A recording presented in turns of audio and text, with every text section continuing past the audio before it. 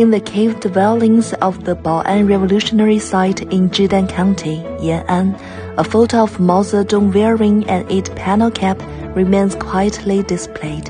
With his head slightly tilted and his sword-like eyebrows furrowed, he exuded a demeanor that both refined and resolute.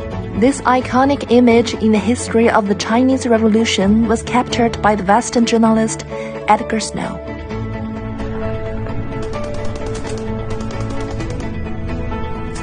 In 1936, at the age of 31, Snow, armed with a letter of introduction from Song Chanling and 24 rolls of film, broke through the Kuomintang's blockade to enter the Shanxi Soviet district.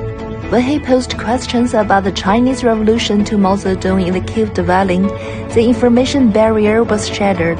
He documented Zhou Enlai's dual qualities of a scholar and a revolutionary, photographed Peng Dehuai's fearlessness in using the back of a wanted poster with a bounty on his own head to print propaganda, and by candlelight wrote down the stories of Long March narrated by Mao Zedong in his notebooks.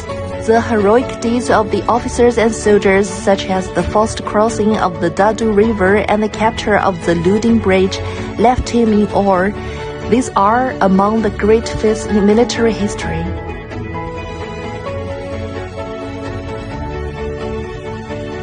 The book Red Star over China, which was conceived during 4 months of interviews, was published in London in 1937 and sold more than 100,000 copies within a few weeks of its release. The book has been translated into nearly 20 languages and has spread all over the world in the decades since.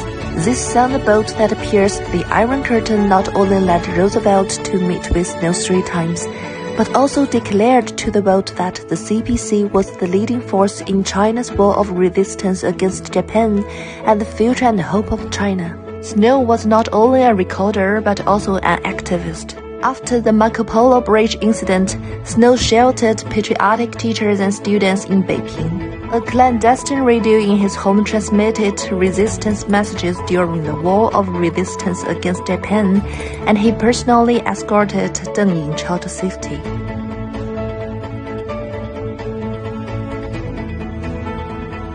After the founding of the People's Republic of China, Snow visited China 3 times.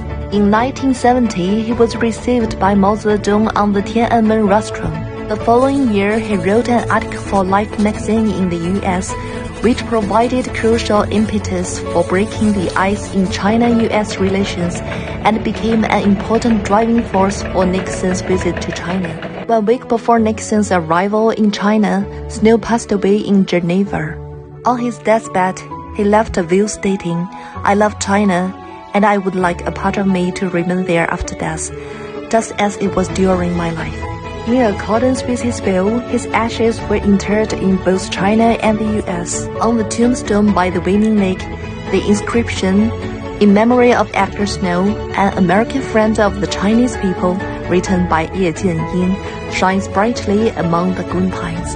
Today, the figures of young students bending over the memorial stones trace the quietest homage to that pen and sword era, those two seeking footsteps forever pulsating in the pupil of time.